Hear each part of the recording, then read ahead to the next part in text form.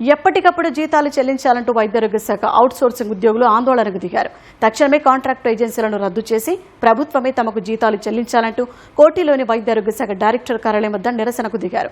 Outsourcing విధానంలో పనిచేస్తున్న sanitation 104 ఉద్యోగులు, సెక్యూరిటీ ఉద్యోగులు కాంట్రాక్టు ఏజెన్సీలు నెలల తరబడి జీతాలను చెల్లించకుండా వేధిస్తున్నట్టు తెలిపారు. సమాన పనికి సమాన వేతనమన్న సుప్రీంకోర్టు తీర్పును అమలు చేయాలని అవుట్సోర్సింగ్ ఉద్యోగులు డిమాండ్ చేశారు. కనీస వేతనం 25,000 ఇవ్వాలని కోరారు. మహిళా ఉద్యోగులకు ప్రసూతి సెలవులు ఇవ్వాలని, ఉద్యోగ భద్రత కల్పించాలని అవుట్సోర్సింగ్ సిబ్బంది డిమాండ్ చేశారు. లేదంటే వైద్యారోగ్య శాఖలో పనిచేస్తున్న 1,00,000 మంది అవుట్సోర్సింగ్ ఉద్యోగులు హైదరాబాద్ను దిగ్బంధనం చేస్తామని హెచ్చరించారు.